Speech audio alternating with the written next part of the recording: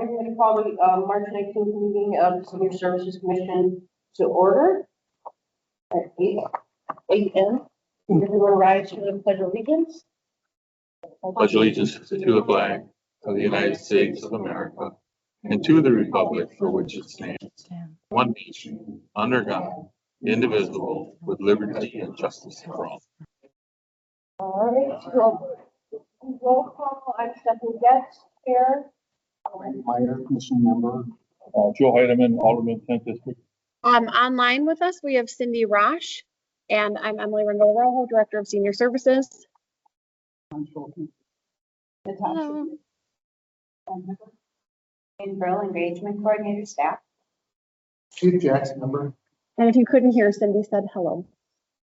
Is everyone get a chance to review the minutes from the January 15th meeting?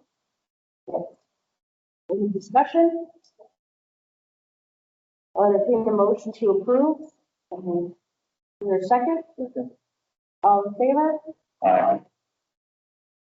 And opposed? So moved. All right, the 2024 financial review. Sure, so hopefully everybody got a chance to take a look at this. Again, I'm not going to go line by line. I do want to point out cafe revenue came in under budget, but also the expenses came in significantly under budget. So I would say we ended up where we wanted to be in the cafe. So that's a real win. You'll probably notice that membership fees were significantly under budget. However, program revenue was significantly over budget. I've mentioned this before, but the reason for that was because we have 2/3 of our membership, which is now up to 1,750. 2/3 of our members are coming in through Silver Sneakers and Renew Active or One Pass or Silver and Fit. And so the people that have those memberships are not paying us a direct membership fee. We're getting monthly reimbursements for how often they check in. So in our 2025 budget, that has been adjusted to reflect a more accurate picture of what we can expect for 2025. Advertising came in right around where it was supposed to be, and trips did what trips do. On the expense side, we definitely had some things that were over budget a little bit, some that were under budget, but overall a very positive year for 2024. Any questions? Reimbursement from the Silver Sneaker programs and other programs like that, do they come in timely? Yeah, usually within about a month. Yeah, the submission can be tricky because Jane and I, this is the thing, every month we have to submit usage within 5 days of the first of the month, and always we will get errors that like somebody's participation has changed, and so then we have to follow up with those people and track them down, and sometimes it's a couple, but like in January it was dozens of people who had changed that Jane chases down to get their new information. So it's, yeah. Is there a way that some of that administrative stuff when it comes to insurance can be put off to someone else in the city? Because that's a lot of work. We hire volunteers call to follow up on the numbers, and to get the numbers. And for the most part, people give them to them. Some people, they're apprehensive because they don't keep getting information out. And then I call them. Yeah, I would say most months it's maybe like 5 or so people. And January was significant because Network Health, who is a big provider for our people here, switched from Silver Sneakers to Renew Active. So that's why we had some. So a lot of people changed. As long as you guys, So when they switched, that's still another program that you guys could reimburse for, right? We just have to change the numbers, so we're actually reporting those numbers to the proper company. And again, with Silver Sneakers, if you provide a number of times a month that they can come to Silver Sneakers, do we charge for that, or do we only get paid when they actually showed up? So we get paid when they show up and check in. which is why we are so vocal and adamant about checking in, and because we want accurate numbers for reporting things that are happening. But so how it works is when someone says, you know, here's my Silver Sneakers number, or more realistically, they're showing up with their insurance card, Jane and I are checking to see if it's valid, and then they don't pay anything for their membership. And then we don't charge for any fitness classes, with the exception of yoga. If they want to come to yoga, they still have to pay for that, or pickleball. And then every time they check in at the end of the month, I submit a report that says, okay, Joe came on these 4 days and Candace came on these 6 days. And then it depends on the contract. They're a little bit different, but one I think pays $2 every time and the other pays $2.50, but they max out at 10 times per month. So when we started this program, I did the nitty gritty data analysis to make sure that this was more lucrative than the old way of doing things. And we are bringing in more revenue using these programs than we were previously, because, for example, let's say, Joe, you're checking in 5 times a month to shoot pool. That's not something that we usually charge a fee for, but when you're checking in, we still get the reimbursement from the insurance company. And because if you think about it, we know that people coming here, whether they're participating in a fitness program or not, is good for their physical and mental well-being. So, yeah. Anything else you want to point out, Emily? I don't think so. Okay. Any discussion starting with financial statement? I just have one quick question. It looked like there was some building expense that you were expecting to spend a lot more on.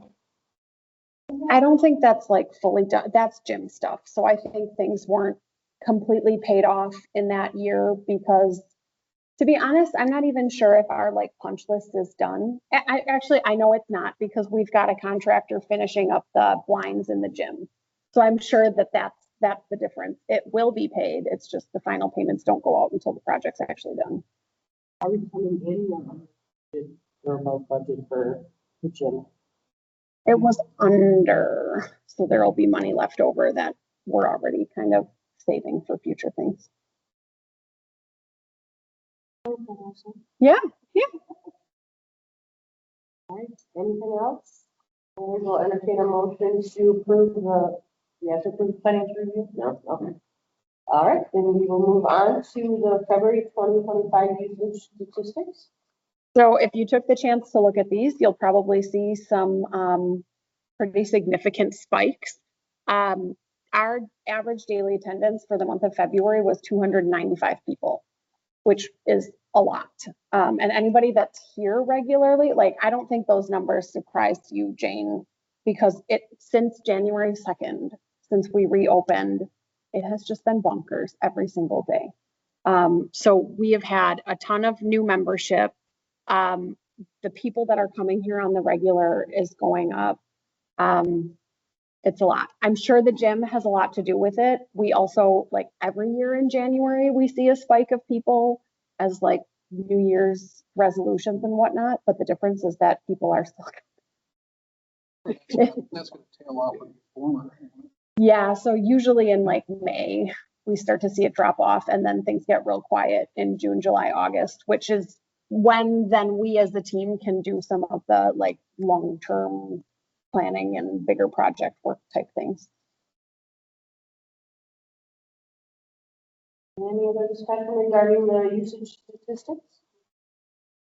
All right, we'll move on to the survey results, which are very interesting. Are there any key things you want to point out? Yeah, I pulled out some notes. I'm not sure how many of you, I included a lot of information here, so I'm not sure how many of you actually, looked through this. I think it's important to note that overall, my feeling, and Jane and Josh, we've talked about it, overall, very positive responses. What's kind of funny is, I can look at a lot of detail, and like there's one person that said they were dissatisfied. And when I looked at their responses, everything else, they rated us very highly. So I think that was a mistake, but Yeah, yeah. But so some of the notes I had in regards to like all of the commentary that we get from people, we do read and want to respond to those what we can. And actually, Jane had a great idea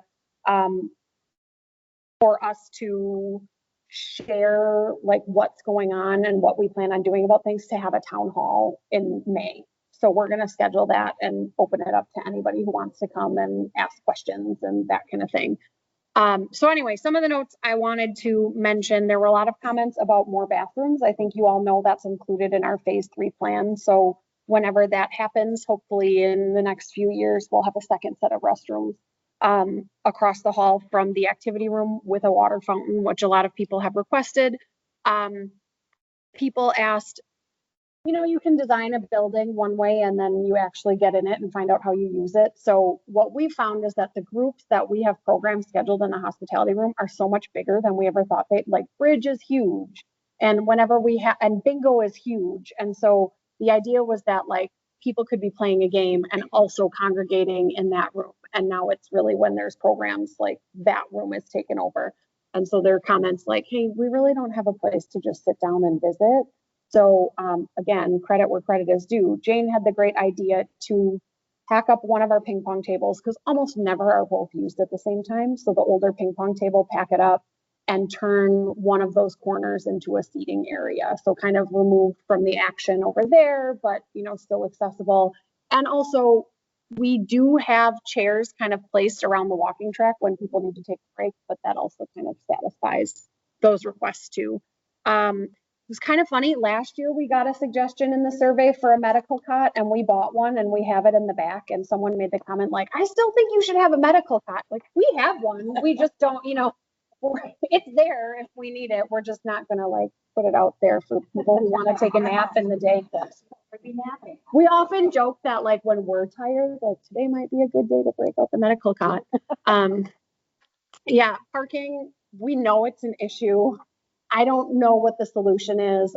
We are this year, so summer 2025, the east side of the building will get repaved with fresh lines. Now that the gym construction is mostly done and the CAC is done with their construction. So that should help a little bit. But again, I don't know what the answer is for parking. This is not the neighborhood for a parking garage. I mean, we continue to encourage people to utilize public transportation and carpool. I think a lot of people could do more with carpooling, like especially if you know you're coming here to play mahjong with the 3 people you always play with, and if you live in the same neighborhood. But yeah. Is that maybe something in programming that you could try to set up a ride share program? So Maybe. yeah, we'd have to see ours. The membership software that we use does have, but that's more of like people giving and taking rides. I don't know. We'd have to look at it to see if we could use something with the ride share. I think almost what we have to do is just one-on-one, maybe talk to people going, hey, did you think maybe we could drive together? I know like some people for like the cribbage tournament and that drive together. I mean, I think we just really have to have those conversations because we can put stuff in the Monday email or the newsletter and people just. Maybe if there's a report we can run that shows where people live and kind of just do a radius thing and put them in a good email and be like, hey, you guys can live near each other. You can program together. I know it's a lot of extra work, but. Yeah, I forgot what I was just going to say too. I lost it, but that's okay. There is a bike rack. Yeah, and we do have one participant who uses it all year long. Yeah, and yeah, everybody knows Kathy. And then we do have people that use it in the summer too. Oh no, that's what I was going to mention is I don't know if you all saw in the news, the ADRC of Sheboygan County just started an affordable ride share program for seniors. So for folks that I think people can use it for anything, but the cost of transportation is, I think, between like $3 and $6 one way. That people can call the ADRC at least 48 hours in advance and schedule pickups if they have like doctor's appointments or things. which is way more affordable than if you're trying to take a cab or an Uber or something like that. So I'm hopeful that the community will utilize that resource because it's something Sheboygan County definitely needs. Or we could have a training session for you. That you can run. Yeah, good. You know, when we were, before this building was open and we were doing programming at Roosevelt on the south side, we had one gentleman that would come on his motorized scooter because he lived nearby. And it had like the flag that came up. And so we could like out the windows, we could see him like, oh. I can just off my stand. Yeah, I can work on her too. I was Yeah. On that program for the ride share. So they call up 48 hours ahead of time and they get dropped off, right? I think they get picked up and And it's so Yeah. it's a, okay, so it's a reason. Get dropped off at a location for like 2 hours and then they get picked up. Oh, so that goes in their schedule. Yeah, do you get my Monday email? Because I've got a link to the article in the Monday Okay. email that you could read that the Okay. ADRC put out, so. yeah, and the news outlets, the local news outlets did a pretty good job of covering it. I know WHBL had something and I think the press had something. So yeah. So then I wanted to point out, I think this is funny. And I've said this before, that anytime one person asks for something here, I guarantee that there are people that feel the exact opposite. And so like the pool players want more pool tables and their own dedicated pool room. They don't like that they're out by everybody else. And then meanwhile, I have mahjong players because when they come and play mahjong, the pool players have left for the day. So the mahjong players are like, no one's ever in that room. We should get rid of the pool table. So it's funny in the survey that we've got people like more pool tables and other people like, why do we have all of this space for the pool players? So Can't win for losing. there was multiple comments about extended hours and more staffing. I am writing a grant, it's due on Monday, to have a 1-year pilot program for additional staff that would allow us to expand our hours. Maybe my thought is like maybe 2 nights a week that we stay open a few extra hours and possibly like a Saturday morning. So that is something I'm looking for funding for. But I very strongly, like, we absolutely cannot do more hours than we're doing now with the team that we have now. So if there's funding somewhere for additional staff, I'm thinking like this would be the type of job that would probably be attractive to a college student, just timing wise, like evenings and mornings or weekends, I mean. So that's something that I'm working on. A lot of comments about additional meeting rooms. We know that's included in phase 3. We've had comments since we opened and we continue to for people that want like locker rooms or lockers. Honestly, I just don't want to deal with it. I don't want to deal with the liability. I know there were issues at they had lockers at the old building and like people would put food in them and it was rodent problems. And I just like, we do have, if folks want to like have their purse in a secure area, we do like let them leave their purse behind the front desk. And then when they leave, they can grab their purse so no one's rifling through their purse. But I just really don't want to deal with like the liability of having locker rooms and all of that. And yeah, and the space. Right. And then one other thing, I actually don't think it made it into the survey, but we've gotten it in the suggestion box that people have asked for like a daily sign on each of the classrooms that say what the programming is. The suggestion was that we print that every day, to which I said, absolutely not, there's no way.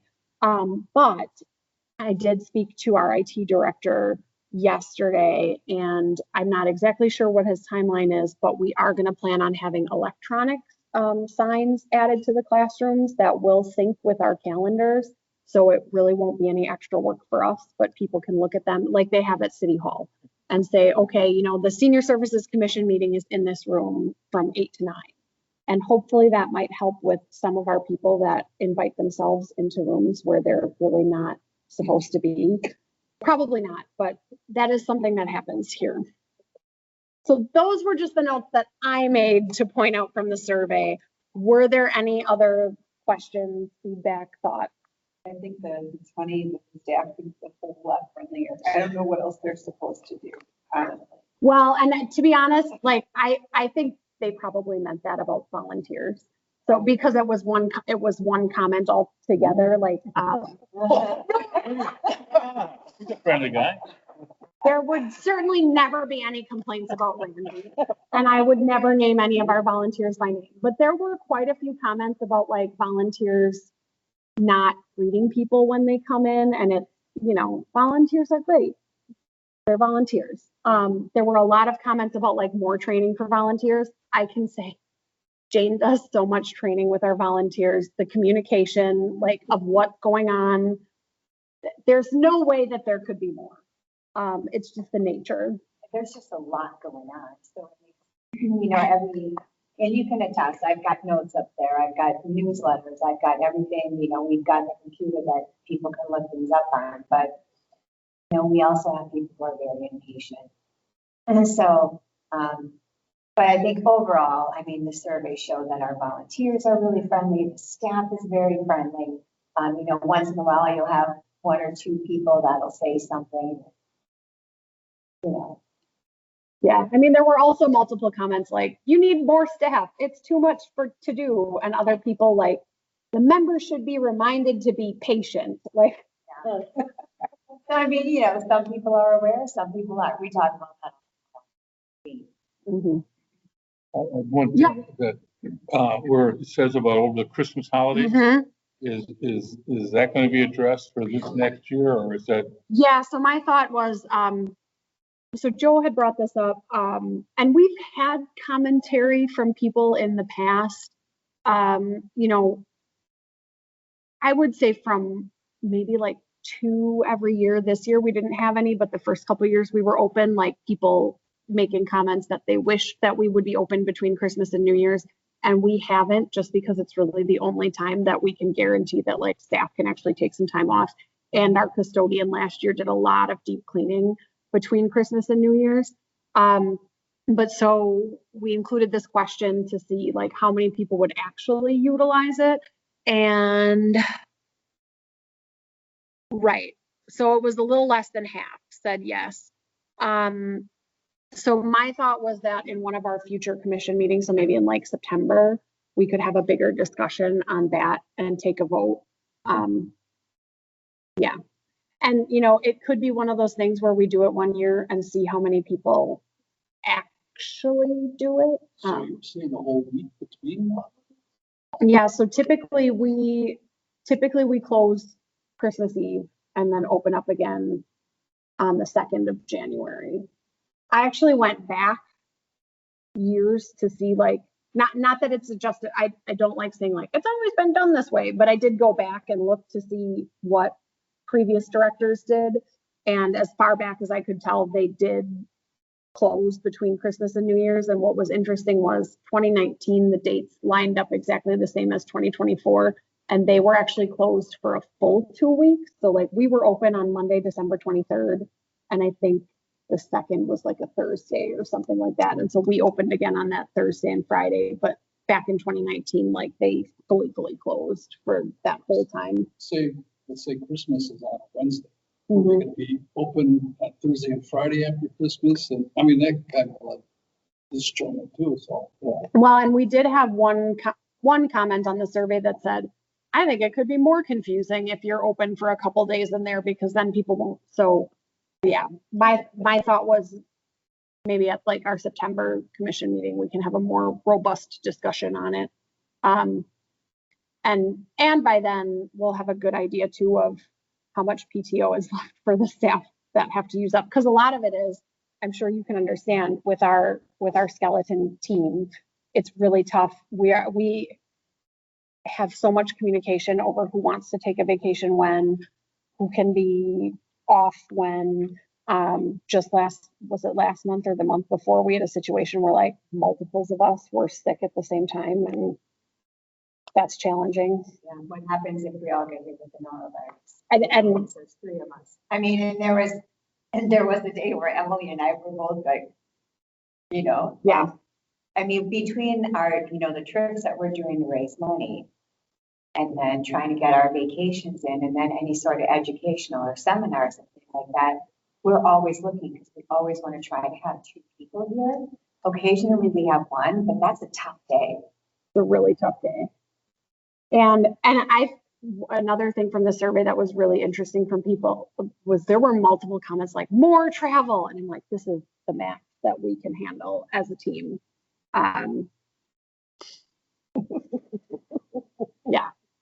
Yeah. So that's the hard, being able to be close between Christmas and New Year's is kind of like, it's just one of the ways that it's like easy for staff to actually take time off.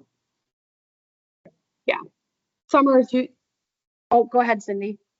Do you think from the grant that you were talking about, that might be assistive there for the increase in hours, having more bodies come in if you get that grant that could kind of alleviate the coverage and help with vacation time for everyone else? Absolutely. Having another person here absolutely would help. And it would be a matter of, if the grant is approved, my thought is, have someone start in like September, which is when we get busy again. And plus then the weather starts turning, which is when people want more indoor time, and extended hours. So we would have some time to kind of work into it. Okay, yeah, it sounded like that might be a point of consideration for when September hits, what the status of that might be to help move that forward, that possibility. Yeah, so I get it, because people say like they would come, and yeah.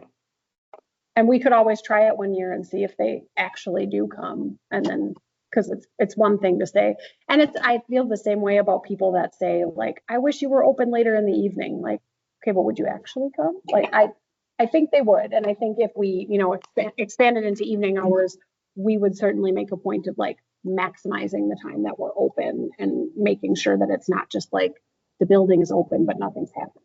We would have things scheduled. The grant amount, about how long would that take for someone?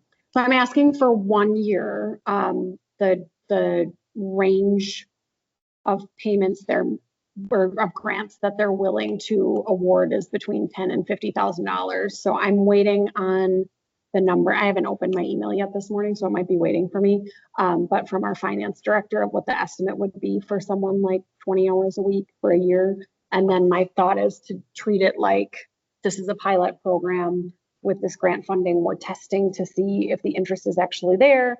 If 6 months in, people aren't coming the way we thought they would, then at the end of it, we can say, okay, we tried it. Now we know. And if we're approaching the end of the year and say, okay, we know that the community really wants this, then it's a discussion like maybe the city has some money hiding somewhere, which I'm kidding because I know. To say that I'll step out.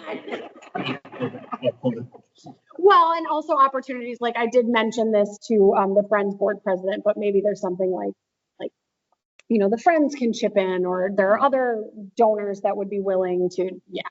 So it would give us hard numbers to say like, okay, yes, we know the community wants this. And again, that's why we have questions in the survey, like your physical health, your mental health, because that helps us say like, yeah, 2/3 of people that come here report that their physical health and their mental health is improved. Are you allowed to apply for the grant again?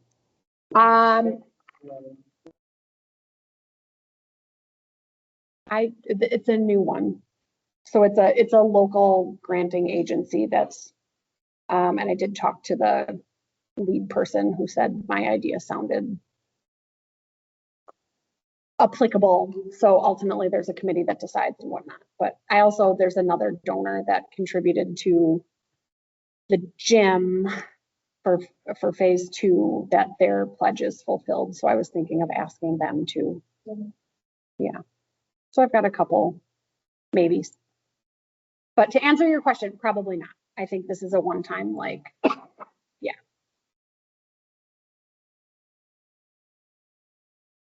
Questions based on the results or anything else we've been talking about?